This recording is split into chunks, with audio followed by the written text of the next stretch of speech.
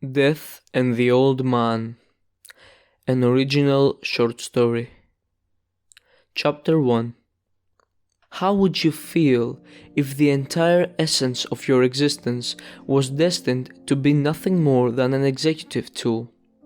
What if you were just a slave who merely carried out the orders of his superiors? To some, this may seem like an unbearable fate, but for Death, this abysmal thought fully describes his reality. For him there is no freedom. He cannot choose whom to kill or when. All he can do is obey the orders of the master. In most cases, he is not asked to take life thoughtlessly, but in others, the master's decisions seem strange. For example, how can it make sense to take the life of a baby, or that of an adult who volunteers for charity? What makes these people worthy of death? This question has preoccupied Death for a long time, for several thousand years to be exact. But what could he do? Should he contradict the master? No, of course not, because that would surely mean a place in the deepest cells of hell, and Death would prefer anything to that. However, the fact that his role in the world was predetermined did not mean that he could not feel sorrow for his victims. Some might assume that these feelings would be diminished by the power of routine, but they would be wrong. The more innocent lives Death took, the more his despair grew. Until today, when sometime at dawn he decided he would bear it no longer. No. The master had not ordered him to kill some teenager with a motorcycle, nor some baby who happened to be born with leukemia. Instead, he had merely informed him that in 3 days and a few hours he would have to take the life of a sick old man named Theodore Walker. This old man had been suffering from liver cancer for a long time. However, because of his pride, he had not told his people about his repeated pains, which resulted in him not receiving any treatment. To tell the truth, his life was full of suffering, both physical and mental. So, what was it that made Death hesitate when he received such an ordinary instruction? Certainly the fact that he had been watching over Theodore's life for the last few months played a role, but that was not the reason. It was a deep and mysterious indignation, a form of exhaustion whose nature only the master could explain, like a need to resist the natural course of things, a need to stop executing everyone in cold blood. This time Death refused to enter this man's life on a carefree day and just kill him like everyone else. On the other hand, of course, he knew the consequences of not doing so. Just imagine how people would react if word got out. Only the master knows. So, instead of not killing Theodore, Death decided to do something that was also forbidden, but would not destroy the entire balance of the universe.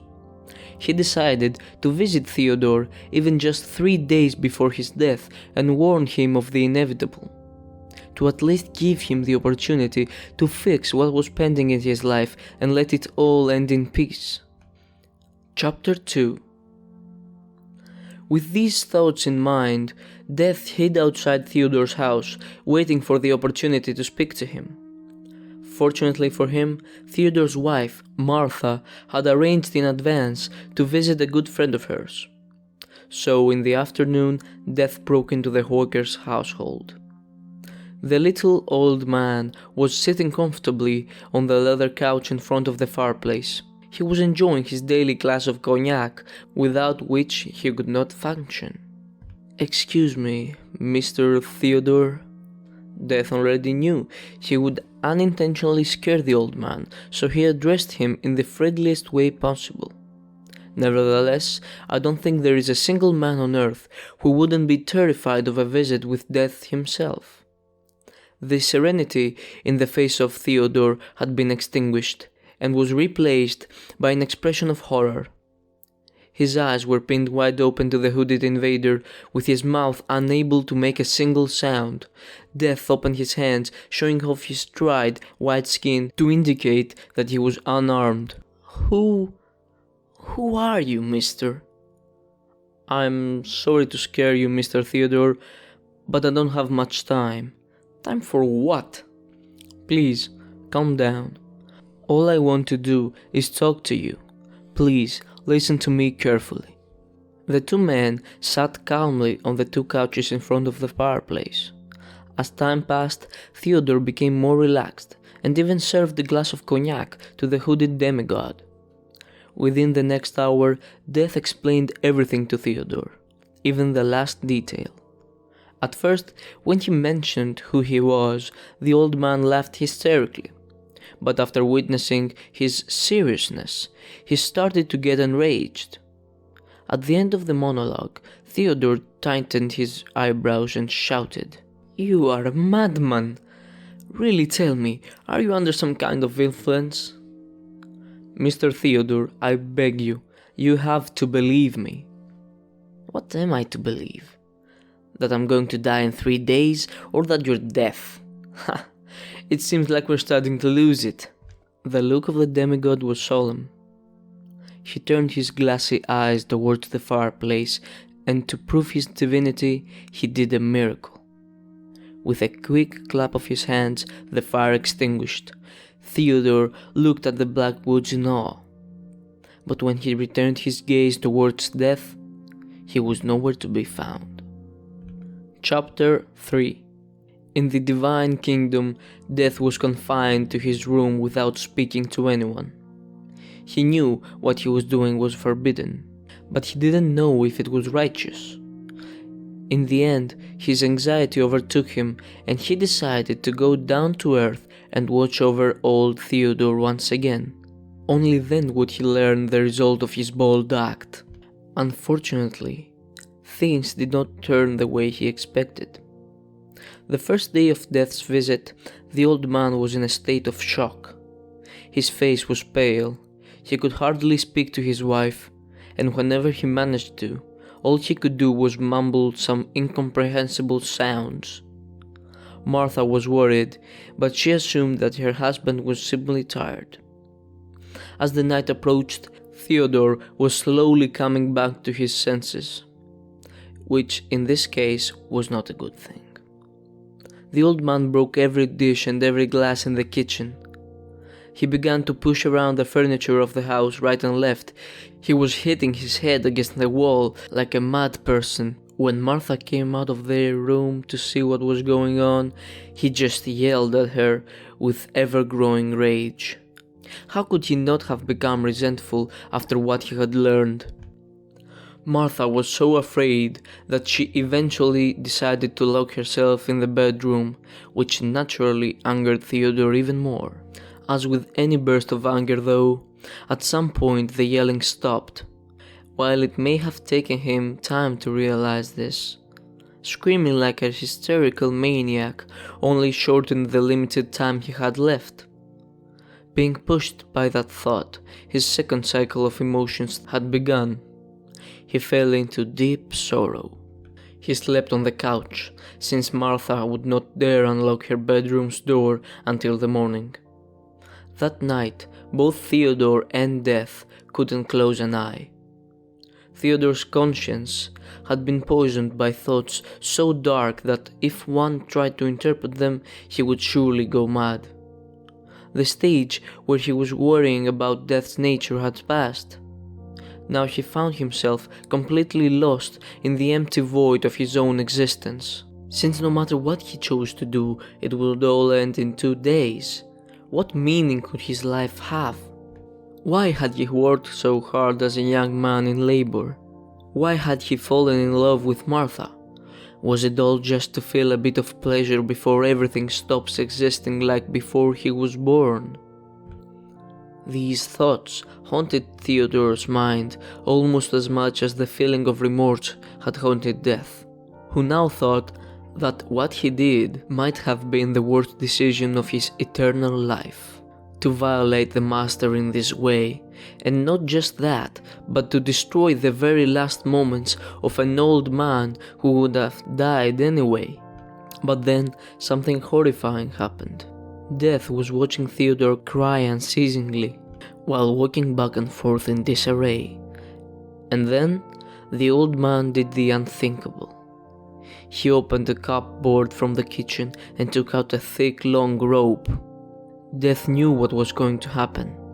Theodore had made a noose, and Death became white as a corpse. At an incredible speed, he rushed into the room with a single idea in his mind. What happens if the old man kills himself right now? How will I deliver him to the master 2 days earlier than when I'm supposed to? What will the master do to me? Bloody hell, he will abolish me. Mr. Theodore, please stop. The old man turned his head towards Death. In his watery, sick eyes there was no trace of fear. He had indeed reached the bottom of his abyss. Theodore ignored Death, climbing on the chair over which he would hang the noose. Mr. Theodore! What do you want again? Mr. Theodore, it doesn't have to end this way. What difference does it make, huh? What do you care? All you want is my dead flesh. The old man's face became dark. You are wrong, Theodore. Death's voice sounded so deep that the old man was forced to stop and listen. Death continued. You think I like my job, huh? Do you think I enjoy seeing so many dead people every day? Or do you think that immortality solves everything? That it is some sort of gift? Well, let me tell you.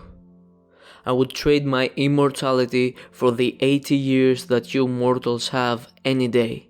Any day! Theodore turned silent and looked at Death's face, which had now been filled with tears of despair. When I came here, my dear friend, I didn't mean to make you depressed about your fate. Do you know why I came? Why? The old man said slowly. To offer you a chance to appreciate the life that you have taken for granted for so long. To give you the chance not to despair at the inevitable end, but to celebrate it. For once, give your wife a hug. All these years you've been gambling at her and ignoring her as if she doesn't exist. As if her life has no value to you. Do you have any idea how much I would sacrifice to have someone who actually loves me like she loves you? Do you? Theodore's eyes fell into a dark void. After a small pause, he tried to speak. But there is no but, Theodore. Stop being so blind to your ego and take a look around you. Can't you see the eternal, transcendent beauty of your world? It's not despite, but because of tragedy that the incredible canvas of existence is painted. You're blind, my Theodore. You can look, but you can't see. With these words, Death broke into tears. He once again felt that no one could understand him, that no one saw what he sees. But then the old man put his grumpy hand on Death's shoulder, embracing him. When Death turned around, he saw the truest smile he had ever seen. Theodore's deep wrinkles accommodated that smile perfectly. That smile did not come from joy, nor from sorrow, but catharsis. The two were hugging for a long time, with their bitter sobs ringing throughout the living room. I am so sorry, my friend, Theodore whispered, giving a definitive end to Death's misery. In the next 2 days, the old man apologized with deep sincerity to his wife. He explained to her how foolishly he had behaved so long, and she, giving him a loving kiss, forgave him. On the morning of the last day, the couple arranged a table with their children and grandchildren, where Theodore had a great time. At night, they went out alone and drank cognac in the little store where they had first met 50 years earlier. And when they came home to sleep, Theodore gave her one last kiss on the forehead like the old days, and walked to the living room. There, of course, his good friend, Death, was waiting for him with an unprecedented smile of optimism on his face. "You are a good person, my friend," Death said. And with these last words, he grabbed the old man with a soft touch, and the two friends flew together to the kingdom of the Master.